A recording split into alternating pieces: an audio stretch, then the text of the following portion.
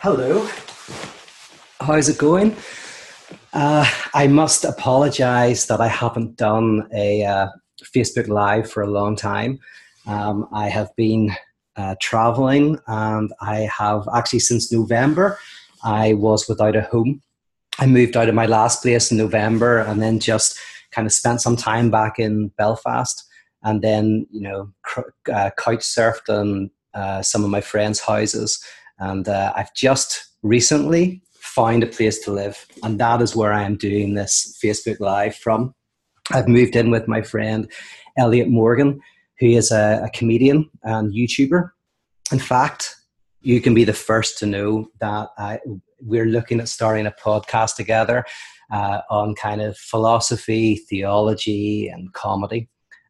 So yeah, that's kind of exciting. I don't know for sure, so don't hold me to it, but that's what we want to do, and we've been talking about it for a while. I'm just going to check to make sure that I can see your comments on my phone because my computer is too far away.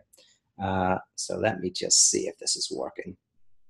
If you tuned in about 5 minutes ago, you'll notice that this is my second attempt because I haven't done one of these things for so long that I'm a little bit rusty.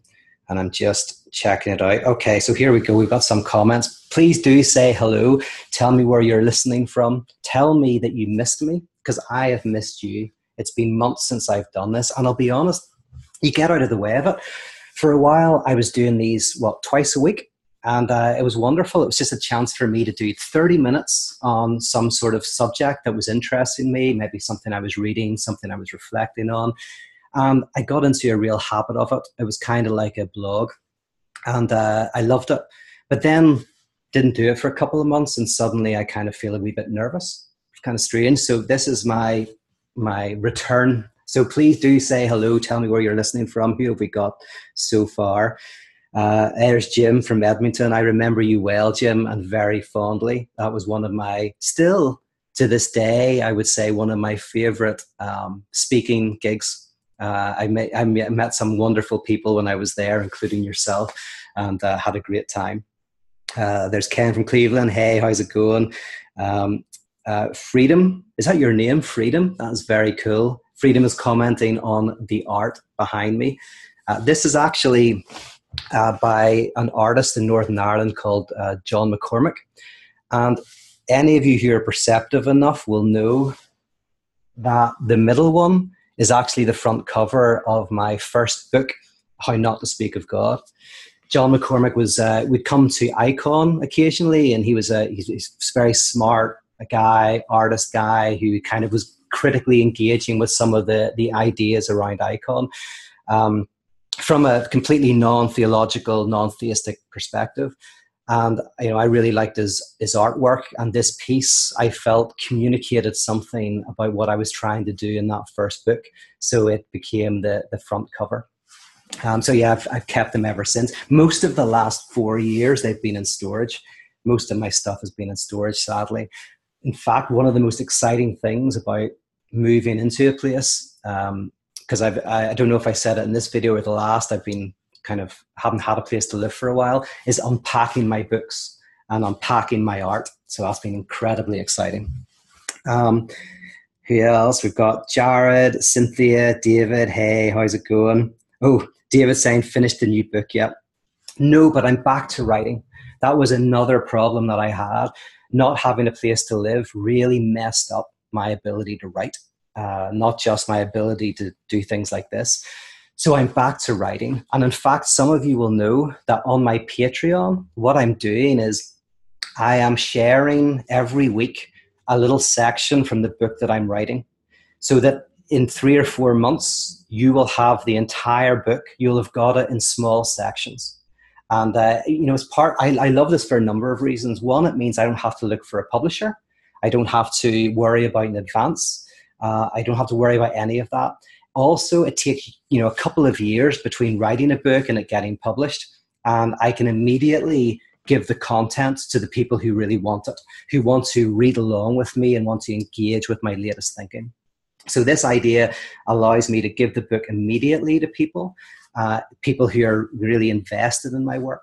It goes back to like the olden days when things like books like Crime and Punishment were given out in installments rather than in one big thing, which encourages, third point, what I really like, which is the art of slow reading. I think it's very funny on Facebook. You'll see these adverts for, how to gain the skill of fast reading. So, you can read a book a day, or you can do this or that. And I'm like, the real art is how to read slowly. You read quickly, you just kind of garner information. But really what you want to do is get a good book, a properly good book, and take your time over it and read a paragraph. Like when it's a good book, you don't want to read it quickly. And every paragraph is rich.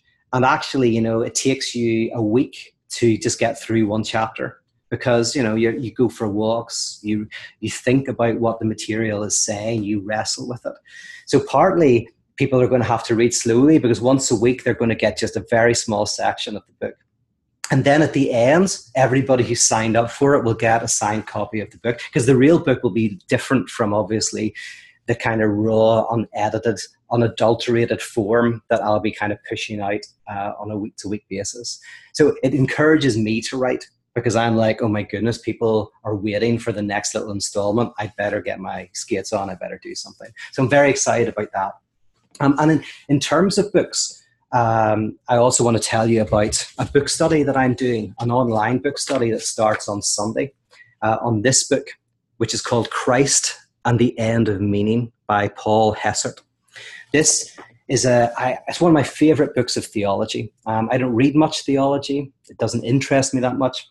I read some theologians, but there's very few that really grab me. But this guy really grabbed me. This book became incredibly important to me. Now, I came to it late, so it didn't form my thinking. But what it did do is it kind of, the guy's coming from a very similar place to myself, but he's looking at things from a very theological, biblical perspective. So it was really refreshing to find someone in the same field of interest as myself, but like looking at it from just slightly different angle. So over 8 weeks, starting on Sunday, we're going to do a chapter a week. I'm going to give a short talk on the chapter. We're going to discuss it together, and then, see where it goes.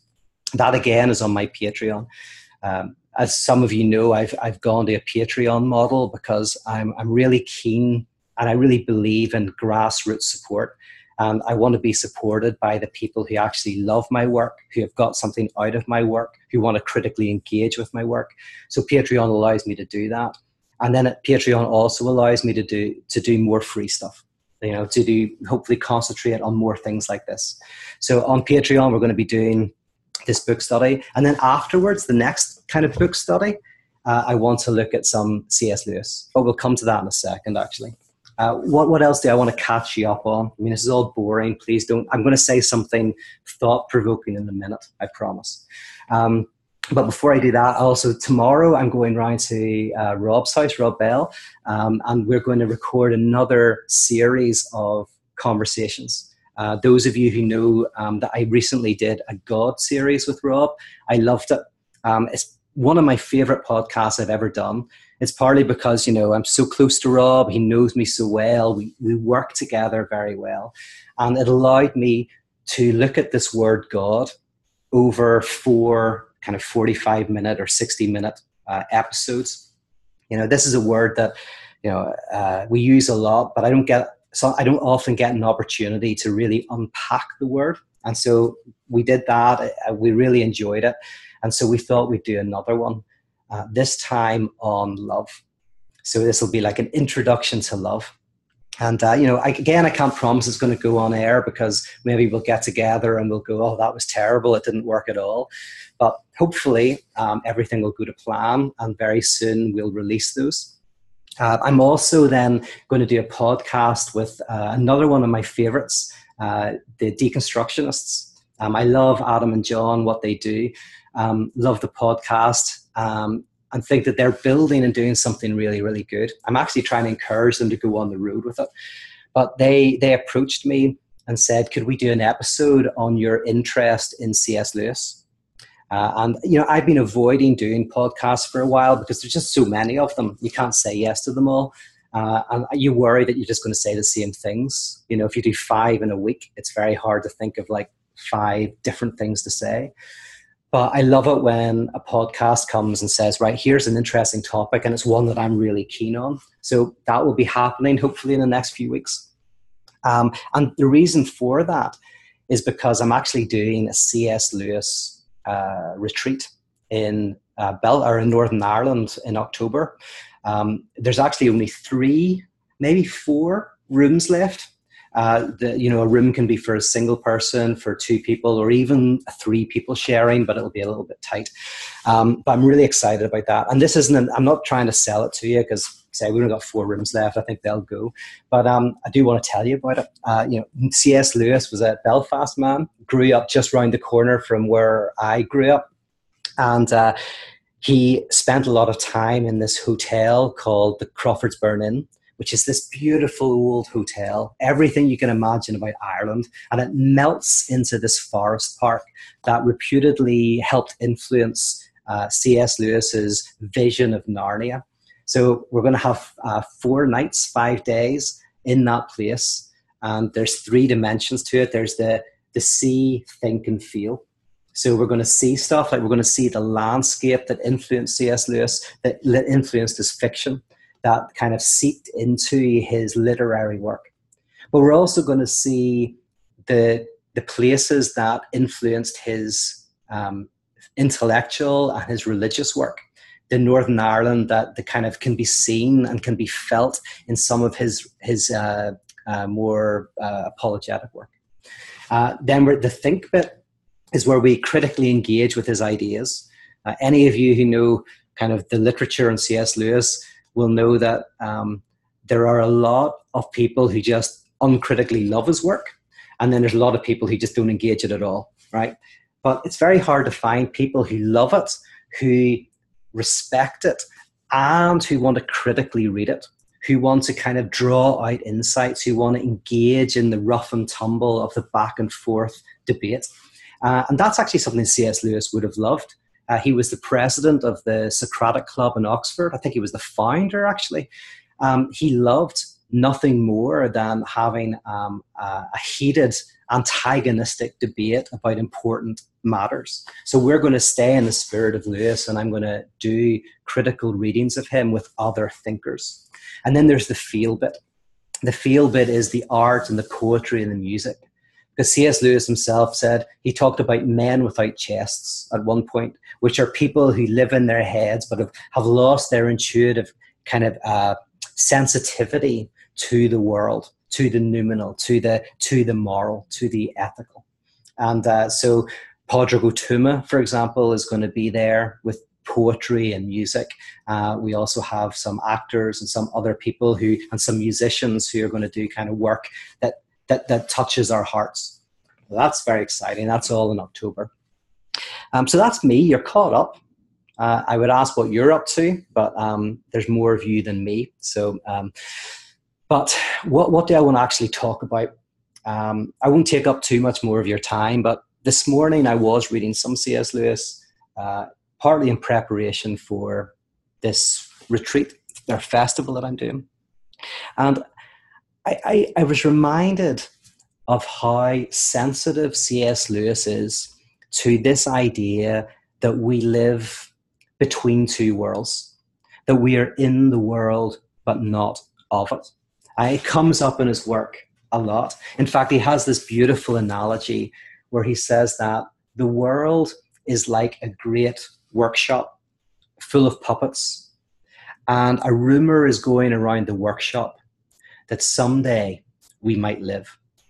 So it's the idea that we're the puppets in this workshop, but there's this word going around that someday there will be life breathed into our dead bodies and we will live. So we live in the Shadowlands, we live in this space. We have 1 foot in heaven and 1 foot on the earth. Now, I love this imagery in C.S. Lewis. I'm critical of where he goes with that. And, maybe we can talk about that at some point. But I just want to stick with this image of living in the in-between. Some of you will know from previous Facebook Lives that idea is very important to me, that we live in between who we are and who we'd like to be. We live between what we have and what we would like to have. We live between the ignorance of being human, all too human, and the desire for knowledge. Right? We live in this strange in between. And for C.S. Lewis, we kind of live between the earth and the heavens. Think of the earth or the world as rocks and natural laws, and even animal laws. Where animals kill to eat, they look after their own. Think of the world as almost like symbolizing what exists before civilization. Right, the world of facticity, the world of necessity, the world of natural laws. And then there is heaven. And heaven is the realm of freedom, where we are not constrained by limitations of resources, by inequalities, where love has free reign, unconstrained by realities of the situation. And, to be human is, in a sense, to dwell in that space between these two dimensions. And there's always a danger that we will be drawn to one over the other. In a psychoanalytic sense, the earth could be described as the id, our basic desires, and the heavens could be described as the superego. And so, it doesn't fit completely neatly, but there's a similarity, And we live, because in psychoanalysis, in one model from Freud, the ego is trying to navigate the two spaces. The ego, our sense of ourselves, is what lives between these two dimensions. And so, take politics as a good example. Politics is the attempt to navigate the in-between.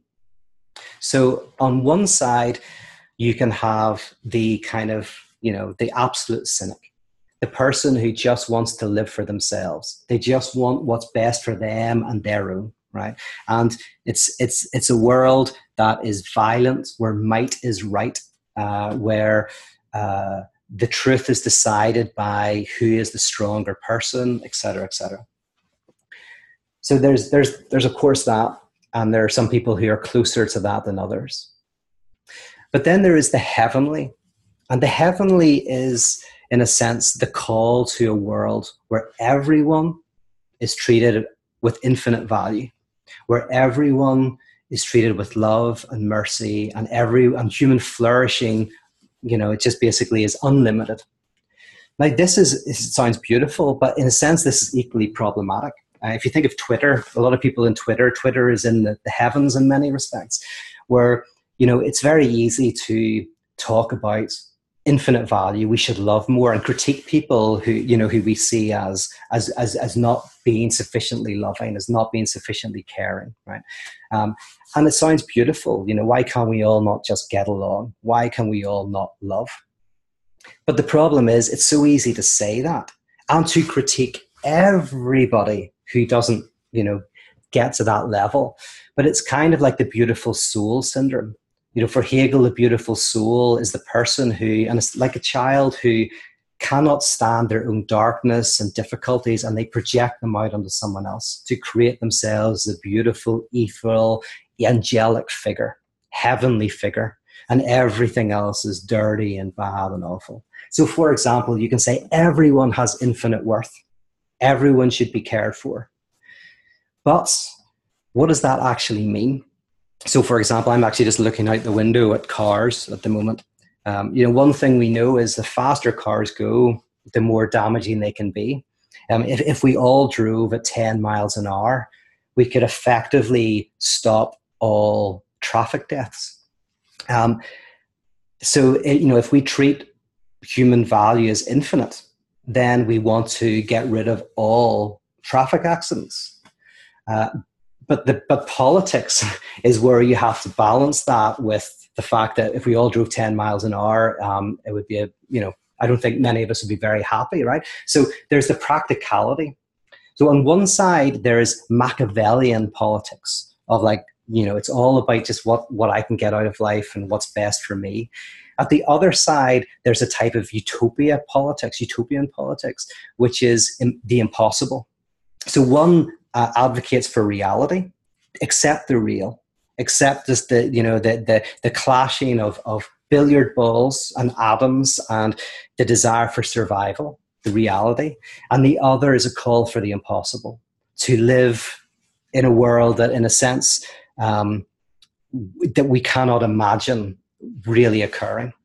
Now, to be in a political figure is to somehow be in the middle. And it's very difficult. It's very, very difficult because, for example, if you're a political figure, you're always going to get attacked by those people who have the impossible ideal, which nobody wants, by the way. The people who have that impossible ideal, we may say we want it, but actually we would live in a world where we and our family and everything would be, very negatively affected. Like whenever you take into consideration real political issues, it becomes very, very difficult to navigate this impossible heavenly desire, right?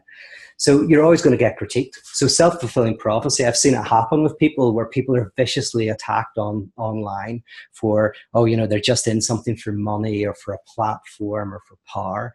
And the person's like, my goodness, everybody thinks this. Why don't I wish I just had accepted that, massive $10,000 to speak at that conference. I wish I did just, work for that organization and sell my soul, because everyone thinks I have sold my soul already.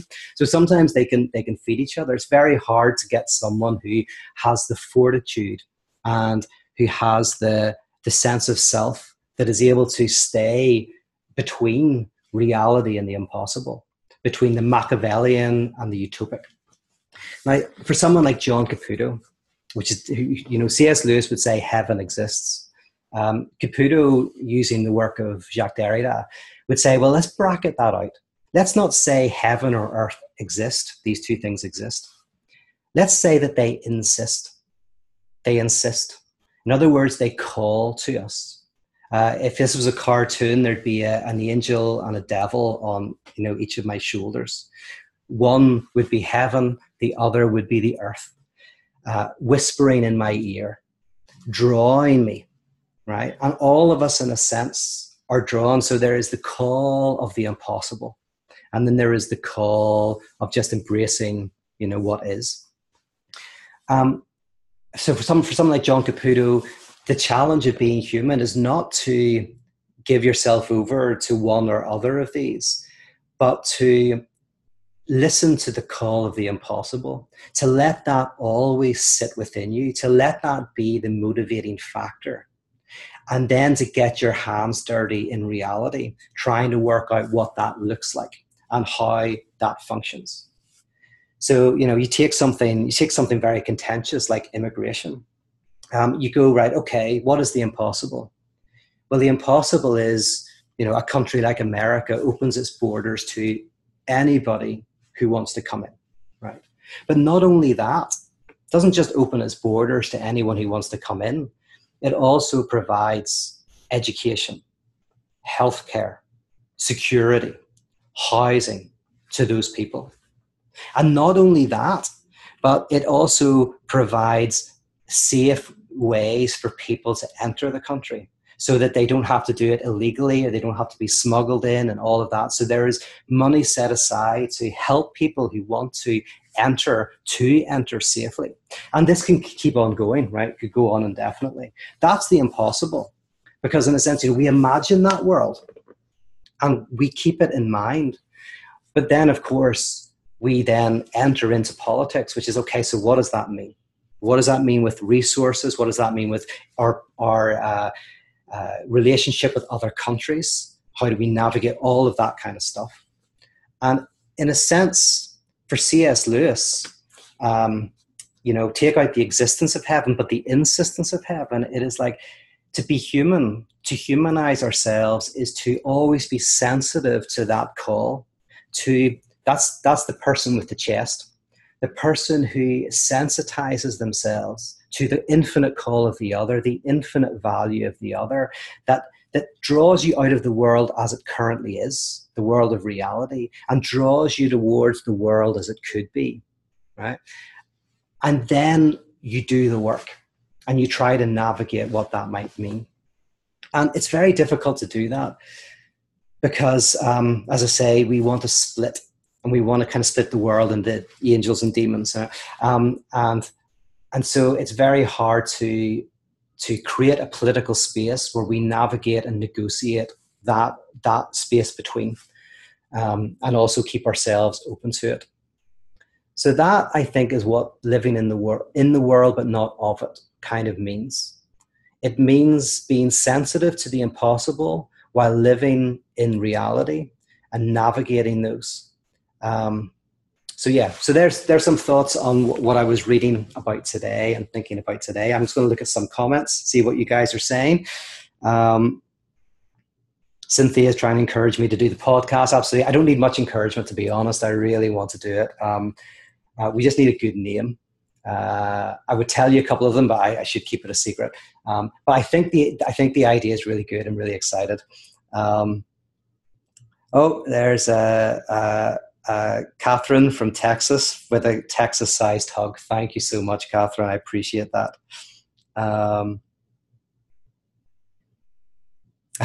Jared says, I've been giving into the tyranny of happiness since you've been gone. I will somehow take that as a compliment.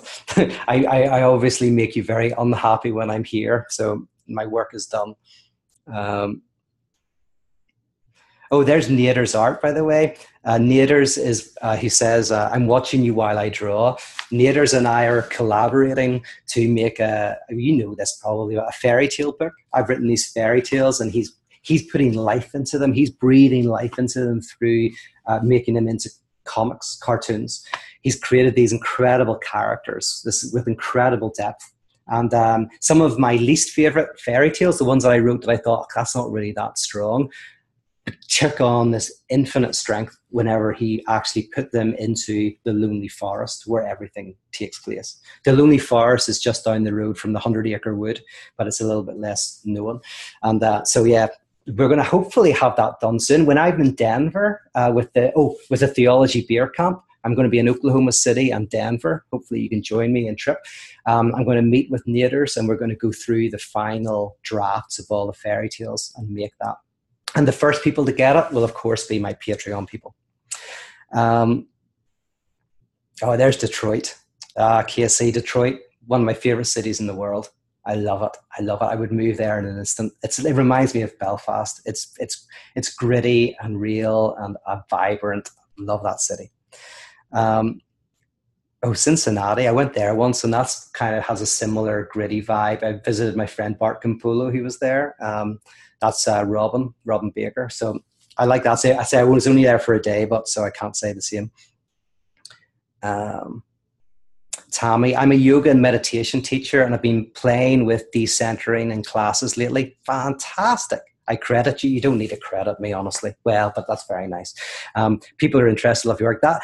Tammy, that's fascinating. I think I love to hear that, because these ideas of decentering, I think, can happen in a variety of fields. And actually, meditation and yoga, there is definitely a place where decentering and destabilization can happen. Ironically, yoga is about stabilizing your body, but also, I suppose, destabilizing and working with that space. And if you could put that into better words than me, that was terribly said. But my whole thing, as you know, is there are rituals that stabilize us, and that kind of like shore up our sense of who we are, what we think.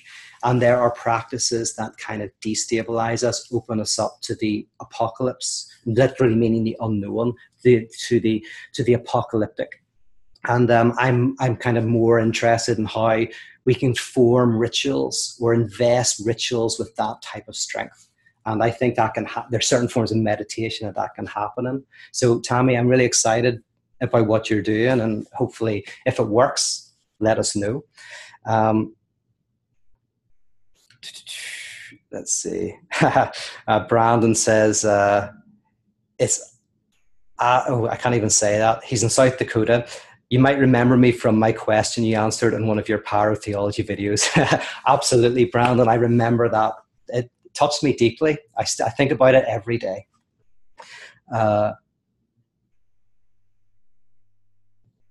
Haha, Adrian Romero. Hey, how's it going? Yeah, Adrian's is incredible musician who I'm hopefully going to work with a little bit in the future. Who's interested in the same work as I am. Who's working with the film that I'm working with and producing, the Making Love film. He's got the soundtrack to it. It's absolutely incredible soundtrack. And he says, I've been reading The Phenomenology of Spirit for a year. Yeah, it's ridiculous. I'm a master artist of slowly reading Hegel. Yeah, someone like Hegel, you cannot read quickly. You just can't. I've been working through the videos of a guy called Gregory Sandler on YouTube. He's great. I even support him on Patreon because I like what he's doing. He creates these philosophy videos that are half an hour in length. Very good. I would encourage you to support him and watch the videos. But not just you, Adrian. Everybody who's watching. Um, let's see. Oh, listen, it's so good just to read these and see where you're from and getting love from you after not being around for a while. Um, see, oh, there's Glenn, good friend Glenn from Laguna. Who listen, man, you gotta come down to my new place. We gotta hang out. Um, Pete, great material. See you next week, Glenn. You're too kind. I don't know why you bother listening into what I'm doing. I very much appreciate it. I really do. Glenn came to my Wake Festival as well. Super smart guy. Um, all right, not many questions here, mind you. Um, Come on. Oh, there's Cindy McCoy. By the way, this is just me kind of like seeing people who I know and going, oh, you're watching, but there's Cindy McCoy. Cindy, how are you? Cindy is this wonderful woman who, close friend who helped me for years when I was in Connecticut to really develop parotheology, but more the structural side because I'm so disorganized and rubbish at that, and she's so good at it. She helped me, really think about how to get my work to more people. I wish you were around, Cindy. I could do with your help, but really good to hear from you. And hopefully next time I'm in Australia, which might be soon. I don't know. Trying to work it out. I'll see you again. All right, guys. Listen, so good to be back. I feel like I'm back on the horse. I was nervous doing this, I have to confess, because you're off the cuff. I'm just talking off the top of my head, but this has reminded me how much I like these things. So I'm gonna get back to it.